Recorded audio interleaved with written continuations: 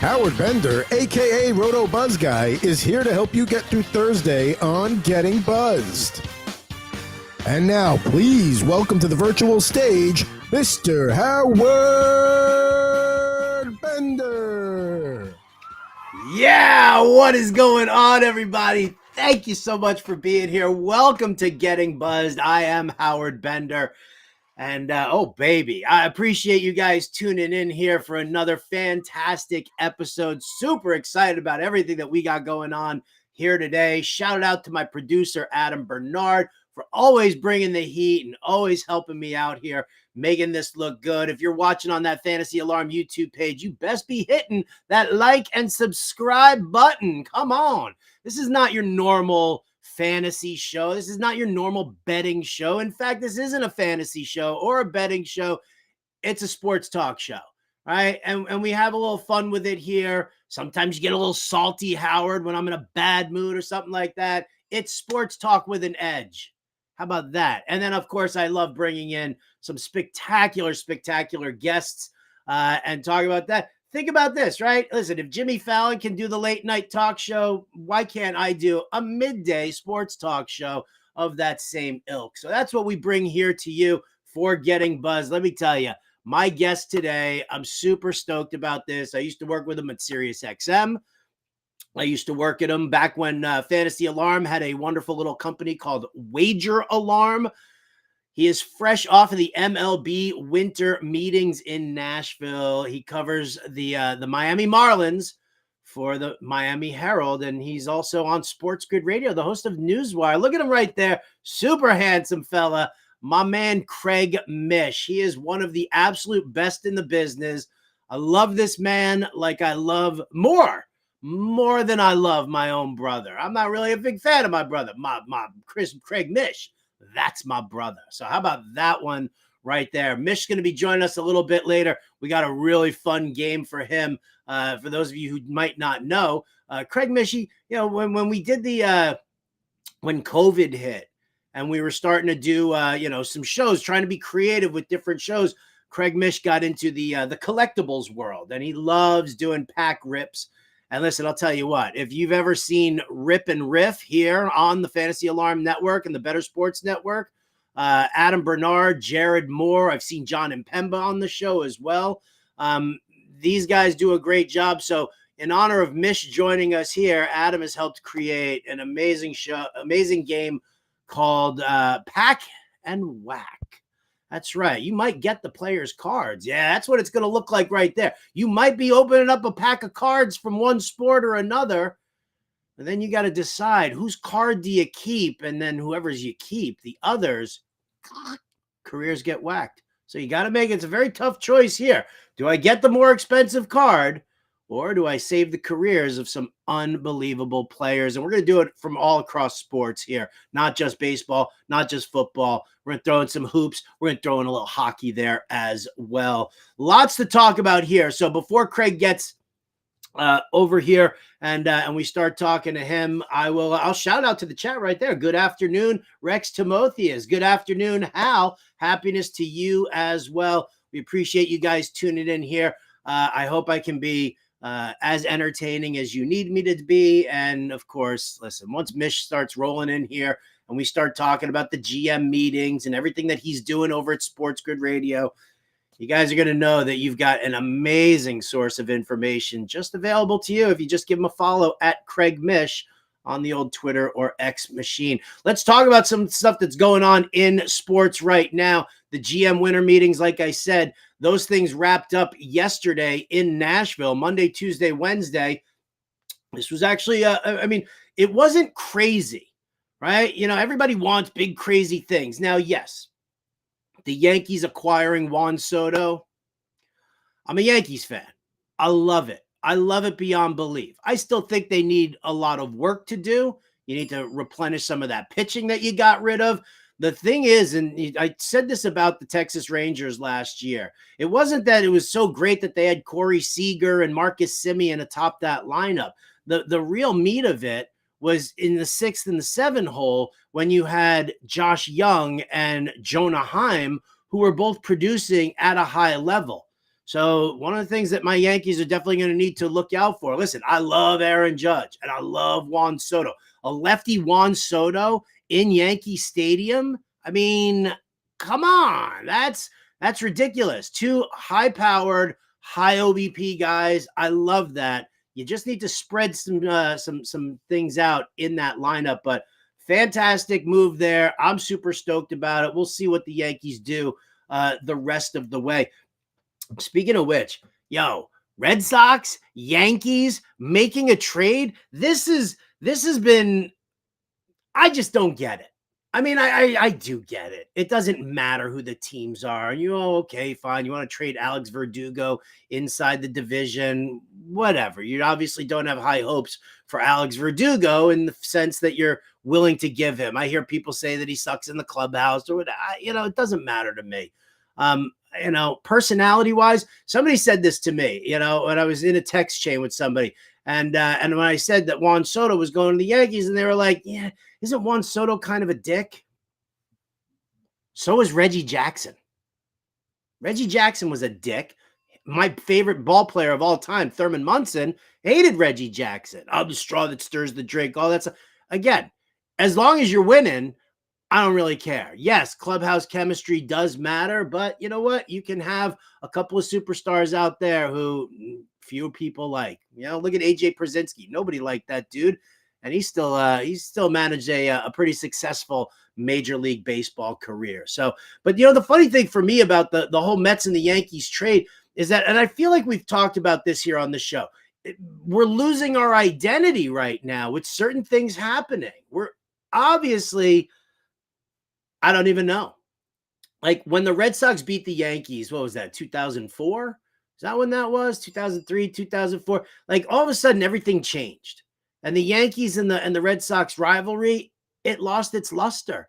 I mean, you could still try to perpetuate it a little bit, but it just didn't happen like that. And the Red Sox, they went on, they did some great things. They've won some games. They won another, they won a World Series.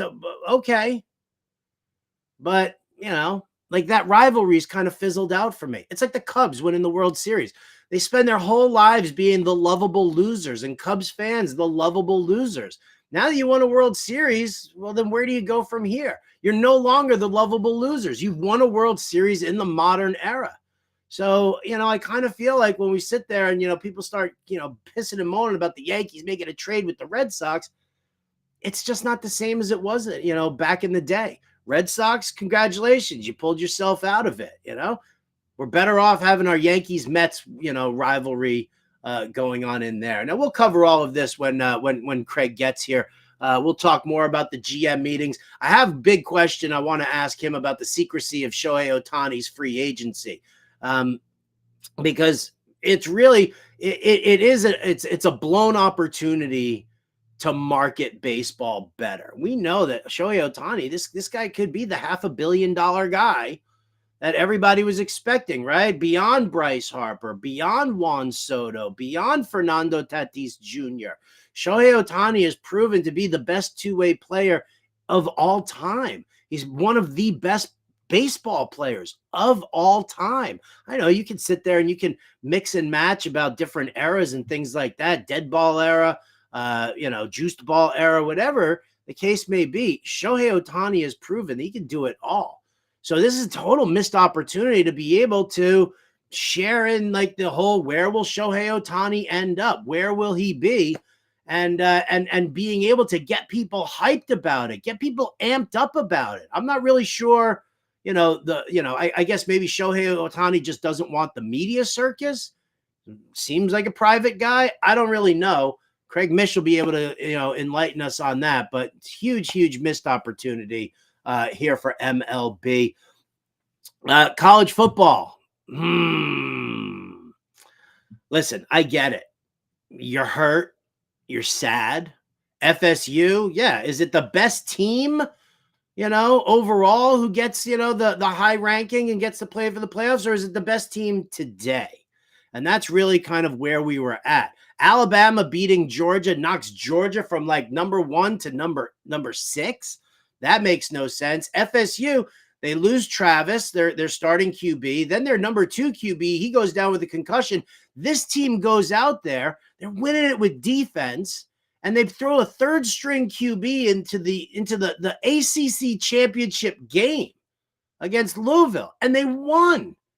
Now you're telling me that the second string quarterback, like they snub FSU because they don't have Travis and they think that, oh, well, they're going to get killed. I'm sorry. Do you not think the second string QB is going to clear any kind of concussion protocol between now and the end of December when this game actually happens, when this game actually matters? Like, I just, to me, I look at what we've got going on here in the college football playoffs, and it's a huge joke right now. It's a money grab. It's a money grab for the NCAA. It's a money grab for ESPN, Disney, and ABC. They have manipulated this entire situation so that they can get, what? We want Michigan to take on Alabama because we think Alabama has the better chance. Alabama's got a great following, and Alabama's got a better chance to upend Michigan because we don't want a cheating program who had their coach suspended as the national champion. Well, then you know what? Bump them down. Don't give them that. If you're worried about this program, you're punishing the players. I don't give a crap if we're punishing the players. The players are following suit with what the coach says and does, what the boosters say and do for Michigan. You should have bumped Michigan the moment that Harbaugh was suspended for cheating. Cheating. But okay, let's keep them ranked number 1, and we'll just try and pick them off with Alabama. I'm sorry. It's a crock of shit. I can't say it any nicer than that. It was a huge crock of shit. And it bums me out, right? And I feel bad for the FSU players and coaches because they had an amazing season. And you know what? Listen, if you're going to deal with the Baltimore Ravens having Trent Dilfer as a Super Bowl winning quarterback, well, then screw it, man. Give FSU a shot at the national championship with their backup quarterback. Like, why? Why can't you do that? Oh, because it's not enough for you. Not enough money. You don't want, we don't want a TCU 2.0 or a Cincinnati 2.0.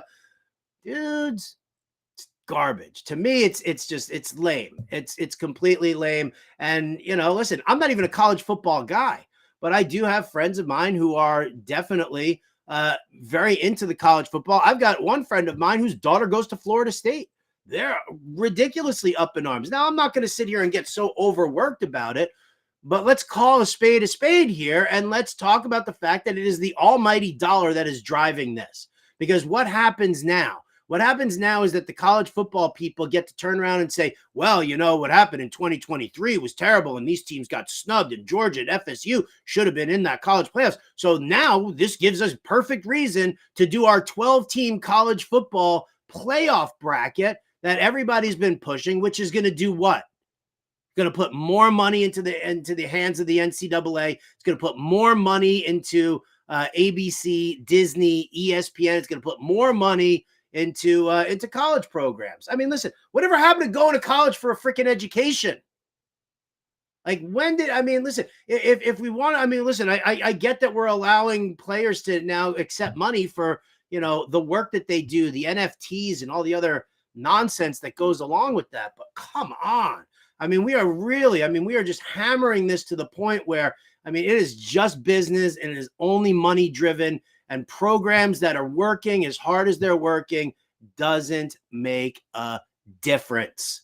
Doesn't make a difference. Follow the money. That's everything in sports right now. That's everything in the modern era right now. And listen, I hate it. I absolutely hate it. All right. I wanted to talk about some New York football teams and why it's like you're such a loser if you're all into New York sports. But I don't even have time to take the trash out right now. Why? Because my buddy Craig Mish is here right now, and I want to bring him in because I haven't been able to hang out with Craig, and I don't know how long. I've missed him so much. So here you go. It's at Craig Mish on Twitter/X. He covers the Miami Marlins for the Miami Herald. He's on Sports Grid Radio hosting Newswire 11 a.m. to 12 p.m. Eastern, Monday through Friday. Get him on in here. My buddy Craig Mish. Look at you. Look at you. You're so handsome. You're so Sure, I look awesome. good. I'm so psyched to have you here. Thank you so much for being here. You're one of my favorite people of all time anyway. So what's up? I got to ask you here about this whole college football thing because I know you're a Gators guy. I am. Look. Oh, see, there you go. So the FSU people want to know, are you going to help them out here, Craig? Are you going to side with the FSU program? What was up with this? Yeah, man. First of all, it's awesome to be with you, man. Miss you a lot. Great that we get to catch up on here. And yeah, for FSU, I feel real bad. I definitely think that they deserved to be in the top four, but that was not what was best for college football. And unfortunately, that's why they got bounced. So what was best for college football was to have Alabama in there.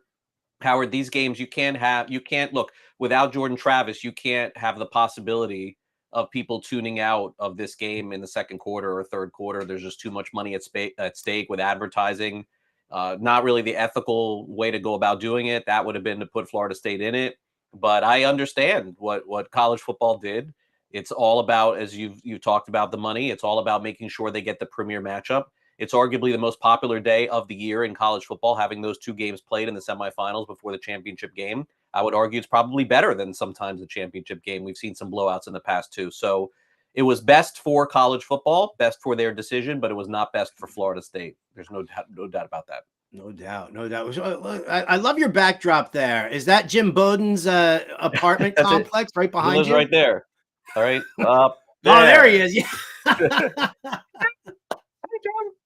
I saw him on the way out yesterday. He was leaving the same time as me. Oh yeah, so all right. I mean, listen, I want to know all about the GM meetings and seeing Jim and everything like that. But the most important question to me, Craig, and you know this is the most important question to me when I get a chance to talk to you. How's my boy Hayes doing? Hey, thanks for asking. Hayes is doing great. We just wrapped up the fall season for 11U. We won the championship. We did not have a good regular season, but it's kids at the end of the day, and we played in this like very brief tournament. Essentially, it's what's called the Premier League tournament. We won the first game, and then we had to win two more. Actually, it's a good story. You're gonna like this.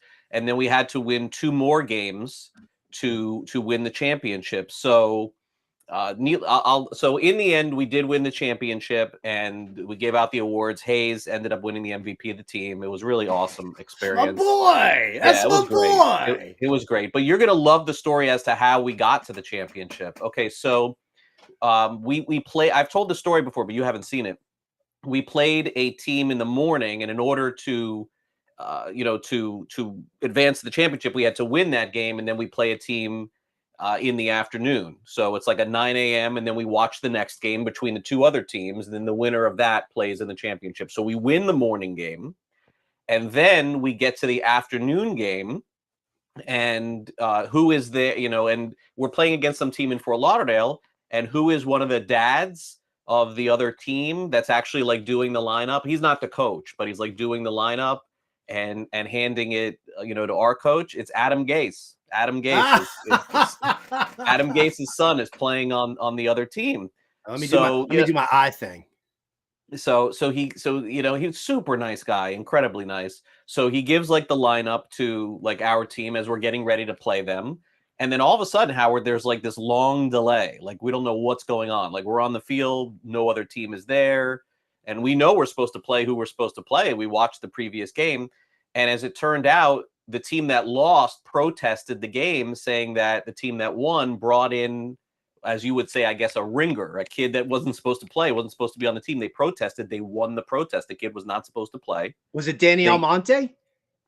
That was the story that I was thinking of. This is 11 years old. This isn't even the College World Series. It's like some silly tournament. So they kicked it. So the team went home. Imagine having to tell these kids that was a deal. And then we played against the team that lost. We beat the team that lost, and we won the championship. It's my boy Hayes. All right. He had a great year. What position is he playing right now? Let's see. I remember. So for those of you guys who don't know, Craig and I, we've known each other for years. Craig and I, we humped the Sunday night show on Sirius XM like years and years and years ago together. And then we used to do a live stream with Wager Alarm.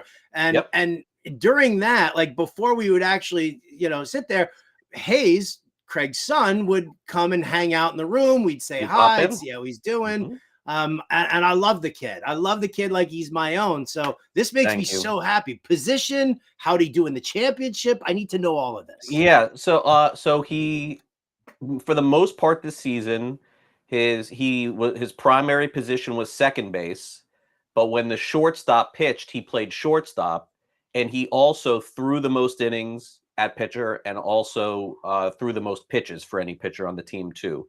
In terms of statistically, he among the three was the third. He had 2 games that he just could not get adjusted to the mound and had 2 bad games, but the rest of the season he was fantastic.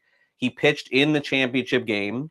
He threw 85 pitches, was the most for any of our kids during the regular season or playoffs, and got the win, and we ended up winning in the end. So pitcher, second base, shortstop, those are the 3. But he's played all over. He's played outfield. He's played third base a little bit too, but so proud of him for the season, and we'll get ready for the spring season now too. We'll see what happens. He hit 500 this year. He led the team in batting average, led the team on base percentage, led the team on OPS. Or it's maybe the second, I think, maybe in OPS, but really he came into his own, had a lot of confidence, like that's really at that age, Howard, what it is. Like his last year, he was like uncertain, like a lot of check swinging, like what do I do? And then this year there was really none of that. And he had a great year. It was a lot of fun for the family. We had a big party on Sunday night, and we invited everybody over. He was surprised. We did a surprise MVP party. We played the video. We did a highlight video and everything. It was a great experience. My invitation must have gotten lost in the mail or something like that. Well, Half Moon Bay. It's just a half mile walk. I would have done a video appearance just to celebrate this with Hayes. Thank you. Again, it was love like the last kid. minute. It was last I'm minute. kidding, dude. Listen, you're gonna see him after this show, and you're gonna give him a huge hug for me. I will. You tell him that Howard is super psyched for him, super proud of him, and then we go from I will there. do, man. Please. You look good. You look good, by the way. Stop it. You look good. I'm proud of you. I've been on this like horrendously forced diet for an extended good. period of time right now. Yeah, Thank you look good. Thank Yeah. you. I trim the beard. Usually when I get the beard going nice and thick, then it starts to make me look a little heavier. you look healthy. Stop it. You. We'll have to suspend the I'm gonna die and see no. We're still rooting for that. We're still rooting for that. To death? I didn't have you at the top of that pool, so Well, maybe you should. You should pick me. You should definitely pick me. So tell me about the winter meetings. How were they for you? I mean, you only got to see Bowden for like a fleeting moment. Twice. I saw him when he was hosting his one of the shows, and then Bochy came over, and then he big time me. I got Bochy, I gotta go. And then, or Chris Young, it may have been. Chris Young? I don't remember. It was one of the Texas guys. I understand that. Like I'm just kidding on that. And then in the end, I had to call an Uber, and my Uber was like getting ready to pull in, and he was like running to a cab. He's like, "Come on, let's get in the cab." I'm like, "Buddy, I already called the Uber. Like, I already paid for this. Like, I gotta take the Uber." And he's like, "All right, see ya." Psh, gone. But yeah, I also gave him a lot of crap at the winter meetings. Right before I got into my hotel, I was like, "I am so mad at you, man." He's like, "Why are you mad at me?" And I'm like, "Listen, I'm listening to you on the radio, okay? And you opened up the winter meetings on MLB Network. I was listening. I was driving around, listening to it. And you said that there was going to be $1 billion spent at this winter meetings. And you jinxed this."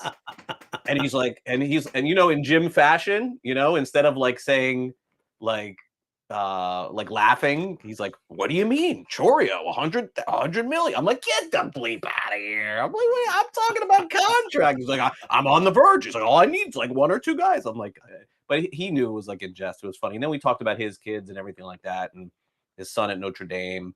But it was great. That's really, Howard, in the end, when there's no activity, which there honestly was none at the winter meetings, it becomes, okay, let me schedule, and for me too, let me schedule some meetings. Let me text people that I haven't seen in a while, that I'm probably not going to see for a while. Let me see if I could get FaceTime 5 minutes, 10 minutes, bumping into people. That's what it was for me for 2.5 days, just catching up with people, because obviously, as you know, there was no news for almost 3 days. Yeah, I mean, everybody was buzzing on the Kelnick deal, him going to Atlanta. That was like the big news. Then there was the whole Alex Verdugo and the Yankees Red Sox making a deal, and then That's so small though, man. Like oh in yeah, oh I comparison know, to but what could happen. in comparison to what the rest of the winter meetings were like, that was probably like the third best story was the was the Verdugo deal. Yeah. I mean, think back to last year. You had Trey Turner, you had Xander Bogaerts, you had Aaron Judge, you had like every big guy sign at the Yeah. winter meeting. And so, Ken Rosenthal wrote something in the Athletic, I think it was a day or two ago, and I'm on board with that. I talked to a lot of people who won't say anything publicly about it, but the winter meetings needs to change to they need to incorporate some sort of soft contractual deadline during the winter, and hopefully the MLBPA will get on board with it, where Howard, like the end of the winter meeting signals the end of when you're able to sign players for a period of time. I don't know what that is, 2 weeks, 3 weeks, a month. But if they did that, you would almost guarantee a flurry of things happening on that last day, like the NBA when they open up or the NFL when they open up. Otherwise, we just have to understand that the winter meetings is a meet and greet, is a convention for all the people in baseball to hang out, because that's all it was this week. Oh, it's like the FSGA. Exactly. The draft that everybody really cares about. 4 people attend, right? Absolutely. I mean, listen, that's listen, I totally get that. Doesn't MLB have like a holiday freeze like during that week of Christmas and New? If you don't, then I No. agree with you. I think you put that little freeze on there and say that you can't do anything, in this like 2 to 3 week span, until like the new year starts, and then you Right. probably end up with something like that. Yeah, because remember, I don't know if you remember this a couple of years ago when we knew there was going to be a lockout. You remember that? Mhm. And then like the day of, like the last day to sign before the lockout, there was like incredible activity. And look, it may not have been Aaron Judge or Trey Turner, but you would guarantee conversation about baseball, and you would guarantee attention about baseball. Like this whole Ohtani thing, I sort of don't blame him. Like, I don't care. Like, I understand how the media feels. And look, I would have loved to be talking about this guy for 3 days and making stuff up and throwing a lot of teams at him. I think that's fine. But I don't think it's his fault. Like, this is the way he wants to operate. And this is the way that the agent, Nes Balello, wants to operate. So it's well within their power. Is it good for the game? Of course not. It's not. But this is what you've set up. Like, this is the process of setting up. You've given players the ability to not sign until opening day. There's no deadline. There's no stopping point. So why not wait? That's the way the agents see it. And by the way, Howard, this idea that Ohtani's holding everything up, there's hundreds of free agents. What, one guy can't sign for $4 million or $3 million? I mean, come on, it's nonsense. No, I hear you, man. Yeah, and then listen, again, because you and I are part of the media, basically. I mean, we're listening to people piss and moan because, oh, what's the matter? You need something else to write about. You can't just write about Shohei Ohtani. I mean, I think that's probably one of the things where we're at. You can definitely turn the focus. I mean, listen, as a New York Yankees guy, Craig, that I'm like, I'm psyched about Soto. I want to see all that, but. I said it earlier, as great as having Soto and Aaron Judge at the top of the heap was will be for us, one of the things I equated it to the Rangers who won the World Series. You had Simeon and Seager at the top of that lineup, and that was great. But you had Jonah Heim and Josh Young in the 6 and 7 hole, and those are the guys that kept that whole, kept it all going. Top heavy lineups aren't working, and I think the Yankees definitely need to not only mix in some better pitching, but you obviously also need to expand that lineup, because otherwise, just pitch around Judge and pitch around Soto, and let me have my way with some of these other kids that they've got going on. Black athleticism, I think that's a huge part of it too. Like, I mean, they just have like these big mashers, but if you compare that to Philadelphia, like Philadelphia has got Harper, he's very athletic, and Turner's very athletic, and Real Muto as a catcher is very athletic, and they just don't, the Yankees just don't have that. So you're right. And then the other part of that is several years ago, I remember, of course, Howard living in South Florida, I remember just everyone saying that the Marlins just gave up Stanton, and at the time it was a dump. Make no mistake about it. He was coming off the MVP, but there were a lot of people in the industry that said, "How is this guy going to age?" I mean, you tell me at this point. Can't play the field, basically can't run anymore, and is one of the highest paid AAVs in baseball. Going to bat 6th or 7th maybe for the Yankees this season, and going to end up with 500 home runs probably. But now he's at the tail end, and the Yankees are stuck, right? And that's just the nature of these contracts, which is why Ohtani is so interesting too. Because if they do 10 years or something like that, what's that going to look like in year 8 or year 9? Well, I mean, aren't they're going to give him a 10-year deal with like an opt Right? out after like 2 or 3? I'm sure that's Maybe, the growing maybe. trend also. Yeah, it could be, but with this one, I'm not sure. Yeah, I mean, I guess it could be. But Boris is really the one that does the opt outs. Everybody, some other agents do, but Boris really made that popular. I think that's fair to say. So let me ask you this, because obviously, you and I mean, we're neck deep in baseball. We have a love for the game. We have a love for everything. And, and obviously because we're also in this, fantasy and betting industry, that we know that football drives the bus. Is there Yep. is there anything that MLB can do to kind of restore some of the love? Like, I mean, it's really I get it. Football drives the bus, fine. But, for people to be so down on baseball, I thought some of the new rules were fine. I hate the Ghost Runner. I'll say I hate the Ghost Runner. But like I think that we sped up the game a little bit, and the pitch clock, and and I didn't see anything that was so crazy outlandish outside of Angel Hernandez just stinking it up as an umpire. But I was psyched about the way this baseball season went this past year. I really was, and it culminated to what I thought were like really entertaining playoff matchups as well. Yeah. And so I was totally into it, but obviously we live in a different world here where, attention spans are like gone, and people are still kind of complaining about, the slow stodginess of a game of baseball. And I'm curious, can baseball recover and any of this? Well, look, betting is going to help that. I think that's definitely in the equation. I think that what really something to watch is for the future is how the TV contracts get handled and how the streaming gets handled, Howard, because while you have Yes Network and you have SNY and Nesson and Marquee and some of the others, I don't know what I'm missing, you're going to have Major League Baseball most likely, Howard, within like, let's say 2 years, control all of the broadcast rights. Major League Baseball controlling their own broadcast rights for all of the games. So what are they going to do at that point? There's a lot of different options. You're seeing Fanatics stream the sports betting app stream games.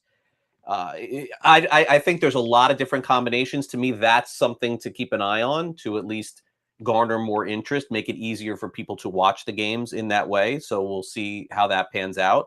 I think the idea of baseball's in-game live betting in the stadium is something that's going to come to fruition soon. I think that you're going to be able to go to games and you're going to have to be at the games in order to do like pitch by pitch with no latency, meaning that you can, you can pick, is this guy going to throw a ball or a strike for 10 Right. bucks? Yeah. And I think that it's really hard with the latency now of being at home and having that happen. I think it still will in that way. What will this guy do next? Hit a home run, maybe hit a home run, get a hit.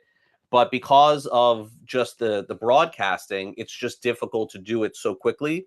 I think avenues are going to open up inside the stadium to be able to do that. And that will make people want to come. And I think attendance has already gone up. Viewership has gone up. Revenue has gone up this year. So all those things are really good.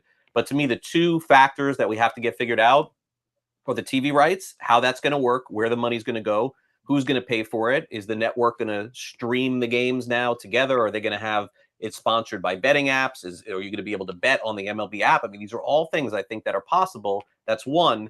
And then the second part of it is I think the in-game experience is going to change also. I think they're going to add to that as well. But baseball is very healthy, Howard. The contracts that are given out are very healthy. Now, the last part of it was what you mentioned really at the top is fantasy-wise. Years ago, I said that the fantasy baseball, fantasy baseball will never die. They'll always be popular season long. And I think I was wrong. I've got to be honest. I think I was wrong. I think that there'll always be a group of people who are going to always want to play fantasy baseball. It's just now become more niche than anything else. I don't think it's ever going to come back to the levels that it was 15, 20 years ago. There'll always be people playing. There'll always be a need for providers and people to give advice, yes. And season-long leagues aren't going anywhere. But the idea that they're going to increase, I think, is not going to happen. And I think it will just continue to decrease. I don't ever think it's going away. But I didn't think that because of sports betting and daily fantasy that it would drop off as much as it has. And I think I'm going to end up being wrong on that because Howard, the people that I talked to that played are really not playing anymore, man. Like the season-long grinders are a lot of our industry friends are still playing it, but just the average fan really is not like they used to. So I think I'm wrong there. Yeah, it's definitely, listen, it's definitely been tough for me, working in the industry, just knowing that, and we dealt with this with Sirius XM, right? It's like all of a sudden, everything switches off from baseball and it's only football. Right. Once basically it's, you would think that it was like July 4th used to be our cutoff, but now it's like, well, you got the draft on April 23rd or 25th. And like, that's Right. really where like Well, everything I starts to still pick think up. well, look, I still think that is stupid because I think that no, what they never understood is that while you can do these best ball tournaments in June and July, the Major League Baseball day-to-day, daily fantasy, and season-long lineups are actionable in the moment. There's so many people that are not going to do the best ball is something that you and I know, Howard, but you walk down the street and say, do you know who Tom Brady is? Yes. Have you ever played in a best ball tournament? Excuse me? Can you what did you just say? The average person is not interested in that. So I still think that was dumb. And I still think it's dumb to take it off the air. You have a 24-hour channel. You can make an hour or 2 hours a day to talk about baseball. You could do golf for gosh sakes. You could do hockey. I mean, you have all this time to program. You can find time to do everything, in my opinion. But just the notion, I think, that it's going to survive and thrive in a way that it used to. Unfortunately, I do think that's. I don't think it's coming to an end. I just don't think it ever gets restored Right. to where it was several years ago. But I don't think, and I still don't think the answer is because people are not as interested in baseball. Let's go to football at that time because I still don't think that is the answer either. But somebody has not come up with what the answer is to engage people, I think, at that time. We need more pickleball tournaments. Maybe it is pickleball. We need more missing Russian table tennis, right? Isn't that where everybody was betting during COVID? That's right. That's right. The Savannah Banana Games. Savannah Banana Games. So let me ask you a question here. So all right, like, push work aside, because right now, I mean, I know that you're neck deep in football and you deal with a lot of stuff in the in the betting industry there. And it all kind of, boom, it fizzles out a little bit once you clear the Super Bowl, right? And it's like, okay, February and whatever. But you got some time in between where you have to start going full blown in with the Marlins and spring training and things like that because you cover them for the Herald. What's Craig Mish doing with his downtime these days? Like, what are you doing with yourself anymore? Like, I mean, are you having some fun at least at the, outside of the sports world? It's a tough spot to like try and pinpoint for you, but are you at least doing something fun for yourself? Well, the baseball with Hayes takes up a lot of time. It's 2-3 days a week. I'm now part of the coaching, so it's a lot, and so that's it. My daughter Haley is graduating from high school. She's applying to schools, theater all across the country, and so we're waiting on that. It's a huge deal right now that's going on, and it's going to be a big transition from us. She's always lived at home. Of course, she's going to go to another university. We visited Florida State. She went up to visit 2 schools in North Carolina, Elon College and UNC Greensboro. So, and she's going to be going. I think she's going to visit Ithaca also soon. Oh, so beautiful up there. I worked at the Hangar Theater in Ithaca. You and I need to have this conversation here. I went to the American Academy of Dramatic Arts in New York. I know you did. We need to talk about this for Haley. Absolutely. Yeah. So we're waiting on. We obviously would love to see her go somewhere in Florida because we have this Florida prepaid where we don't have to pay for college if she chooses Florida, but we're not going to stop her from following her dream. And her dream is to act and sing and dance and do all that. It's very competitive, even probably just as much or more so than the industry that we're in. And I would venture to say that industry is even more competitive than professional sports to break into. It's just such a limited amount of people, as you know, excuse me, that get into that. So that's consuming a lot of time. But going back to like the baseball and the fantasy, that time is because of the job that I have on Sports Grid with hosting the sports betting show that I do every day, which is more about like the news of sports betting and how the odds are shifting, as opposed to just saying, give me that +5, get it +5. Oh, yeah, you bet it. And people are not betting on this stuff, but they're yelling at you, telling you what my lock of the week. This is it. This is what you do. This is my same game parlay. I'm gonna get rich off it. What's the max bet? $20. Okay, you're gonna get rich off it. Yeah, but it's +7280. There's like zero transparency in that industry. Going on social media, it's like, whatever. Anyway, so I more than fantasy, without a doubt, more than fantasy, I have shifted over to on that end. So if like Sports Grid is like 90% of what I do, or 85%, it really is. The 10% or the 15% is reporting on baseball. I'm just way more interested in that than fantasy baseball. It's just true. Throughout the day, maybe a call or a text to an agent or a team or players. It's just that has become way more interesting for me than playing the season-long fantasy baseball. Now, last year, Steve Gardner asked me to participate. It was in Florida. I for only time I got COVID was right during that draft, unfortunately, so I couldn't go. But I had a really good team. I was very engaged on the team, and I played very hard to the end. I think I finished 3rd or 4th. It was a really good year. A lot of the players that I thought were going to do well did well. But why am I adding this? Because, Howard, that was the only fantasy baseball team that I had last year. The Labor. That was it. One team. And so if that doesn't tell you the story, that's what it is. That's all my time. That's all I have time for now. I'll do one team. Either it's an industry league team or somebody gets together and says, we're going to play for a significant amount of money. At that point, it's worth doing because I know that everybody is engaged in it. But that's it. And so it's all Sports Grid and then some reporting on the side. It's a hobby, I think, more than anything else. All right. Well, then let's get you into a little bit of fun here. So what I like to do is I like to play games with my guests, right? I mean, it's something fun. It's something that it's attached to you and to things that you like. And when we were dealing with COVID and we were trying to come up with different ideas and stuff like that, you started to try and get me into pack rips and collectibles and fun stuff cards, like that, right? You even sent me like a box with like a bunch of packs in it, and and we were talking about doing that. So, Craig, it's time for our game here on the show. It's going to go along the lines of collectibles. Craig Mish, it's time to play Pack and Whack.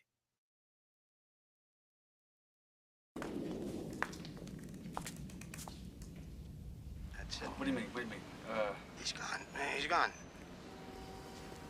And that's it. Pack and Whack. You pick 3. The rest of their careers gotta go. All right. Listen, I know you love the kitschy bits here because that always brings me back to the old days. So what we've got is we've got 4 packs, one for each of the major sports for you, Craig. We're gonna rip open the pack. You have it? What's that? You have it, right? Adam Bernard, you taking care of this here? Let's get him in here. I'm ready to rock. I got packs ready to go. He's got packs ready to go. 90 Fleer? We for some reason we wanted to go throwback here and all 1990 packs. So we got Fleer baseball. 90. Are you impressed that I just said that, Howard? 90 Fleer. I called that out within 5 seconds. That's 90 Fleer surprise football. Me. It doesn't. That's the worst of all. Oh, that may actually have some stuff. Okay. And then French 1990, 91 NHL pack. I can't tell you Gretzky. Yeah. Lemieux. Well, we're gonna rip, and then here you go. Adam, was he gets to pick one card out of the pack, and then everybody else's careers get whacked. So most of these card packs have 15, so we'll say 3 per pack you can keep. Everybody else's careers kaput. All right, let's start with MLB then. All right, 90 Fleer. How about this? You can show me the picture and hide the name of the guy. Let me see if I can name him. Let's start there. First, we got a nice little team sticker there. All right. World So Series let's see champ. who. Let's see. We got a picture for the Rangers there. Oh gosh, I can't see. Is it Cecilio Guante? Jesus Christ! Great, good job. You're the unbelievable. Like the base card of base cards, and this guy gets it right out of the back. Unbelievable. How about that? That I feel like David Blaine. That's David Raffy. Blaine. That's easy. Who's this? Raffy, easy one. Ooh, close, but no Nope. star. It's not Pete Incaviglia. Oh, Pete Incaviglia, big power hitter. All right, let's With a go to the funky Braves. little- I may not get the rest. Oh gosh, I can't even see it. Left-handed hitter on the Braves. Oh my gosh. Started his career in the early 70s. I Was have no there a idea. very long time, and then I'm went out. to the Giant. Dale Hubbard. Darrell Evans. Darrell Evans. Oh, Evans, yeah. All right, so this one, a double card here. The Shields. Correct. The card. I don't know the picture on Philly. No. Jason Grimsley. Yeah. Oh, he had a career. Grimsley. That one, all right. We're That's never Zeal. going to get through anything here. If we That's Zeal. That's Zeal. This. We All right, got- sorry, we won't do this. We don't have to do this. No. Sorry. Listen, we'll just stick with one pack here. I'm good with that. Giants right-handed hitter. Oh gosh, I don't know. Litton. His last name's also a first name. Oh, I Didn't don't really know. have much of a career. Mike Benjamin. Mike Benjamin, Benjamin. Yeah. infielder for the Pirates. After that. Yeah. Oh, there you go, Howard. Oh, I got that one. I What do you think. got? Kevin McReynolds. Close. Greg Jeffries. Jeffries. Yeah, Greg Jeffries. Kevin McReynolds and Greg Jeffries were the only two guys to get hits in my very first ever baseball game. Jose Rijo threw a complete game 2-hit shutout in There my you first go. ever baseball game at Shea in 90. we should have stopped the stream after Guante. That would have been. We totally should have. Is that Baltimore? That is Baltimore indeed. Randy Milligan? Oh man, you're back on it. You're good. You're good. Here we go. This is impressive. Oh, Mike Felder all day long. Guys are rolling right now. Let's head to Kansas City. So embarrassing. Ooh. Oh, that's a guy. He played on a different team. He ended with Kansas City. Played with Right? he played with the Mets before that. The Mets? Yes. No, I don't know. Terry Leach. No, I wouldn't have got that. All right, yeah. The rest of there's only one name I even recognize in the rest of this pack here. Didn't we just do that one? This is a different player. I don't know. It's a Sam Met. Barry McReynolds. Lyons. Oh, Barry Lyons, catcher. Franco? Deion James. Oh, Deion James, left-handed hitter, Brewers. Yeah, he Cleveland. bounced around a little bit. He was a solid like fourth outfielder. Matt Williams? Greg Litton, and then That's Litton. and the last one from the pack. Oh, a Reds pitcher. Danny Jackson? Tim Leary. Oh, Leary. Yeah. All right, so we'll There go were through the names There were again. two that were impressive there, Craig. Two All of right. them were impressive. So you got Deion James, Greg Litton, Barry Lyons, Terry Leach, Mike Felder, Randy Milligan, Greg Jeffries, Mike Benjamin, Todd Zeal, Jason Grimsley, the Shields, Darrell Evans, Pete Incaviglia, Cecilio Guante, and Tim Leary. Who are the three careers you're saving? I don't Now know if define any of them saving. warrant saving. Define saving. Yeah, we'll say they get to have their careers, however mediocre or subpar they may have been. They I mean, this is like exist. the worst pack ever. It is the Darrell worst pack Evans. ever. Darrell Evans had the best career of anybody in there. That's without a doubt. Darrell Evans had probably 300 home runs. All right, so Right. Darrell gets to stay. After that, oh my Yeah, it god, gets a little dicey after that. Save Mike Benjamin. Save Mike Benjamin. he played like 2 years with Pittsburgh after that. You got to save Todd Zeal, no? Oh yes, Todd Zeal had a really good career. That's right. That's a catcher there, by the way. That's his rookie card. It could be worth -2 cents. Possibly. And if it was me, maybe Delino DeShields. You may get somebody to take that, and you have to give them 2 cents. Yeah, DeShield. You know, Adam, I think you're right. I think DeShields would be the third one. Jeffries would have been the hottest name of them all, but his career did not span. I don't know if Jeffries got 10 years. Yeah, I don't know if I don't think he did either at that point. So those are the three we're saving. You want to do a football pack here before we get you out of here, quick? Yeah, I'm good. I actually have a little more time, so we can go till 2. All right, let's rip open a football. But please, for the love of all that Give is us holy, something. give us something in this one. All right. That was a terrible pack. That Hey, was Craig, that might be welcome one to of the the worst show where we're packs going I've to ever rip ripped. the worst That was packs an ever. awful Oh pack. boy, Man. I may have That to go was to the really, closet. Okay, like- we got at least one name in here. We got a couple of names in here. Okay, I was about to go to the closet and get another pack at this point. All right, just rattle off the names. Simon I'm not Fletcher. gonna be. Yeah, I'm not gonna know these guys. Yeah, All that's right, not gonna happen so with football. Simon Fletcher from the Broncos. Anthony Miller player. from the Chargers. That's a good one. Ron Stark, punter. We got Percy Snow, who's a linebacker. Yeah, this is a garbage pack. Here's Michael Irvin. That's a good one. There you go. That's easy. There it is. There's one. He goes to the top. He goes to the top. There's Anthony Miller right there. He had his time as well with the Bolts. We could do better than him. We can do better than him. Andre Bruce. Rich Gannon. Big Gannon. Super Bowl champ. Super Bowl champ. No, he did. He lost it, and he was on the Raiders side of that Buccaneer Super Bowl, wasn't he? Didn't he go to? Oh, you're right. But didn't he go to Tampa Bay at the end? I don't think you so. may be right. AFC He got traded in the third quarter of the Super Bowl, and so they gave. It wasn't his fault. It was that guy who slept in or whatever. Remember that? Speaking of quarterbacks, Super Bowl champion quarterback Jeff Hostetler. The Haas.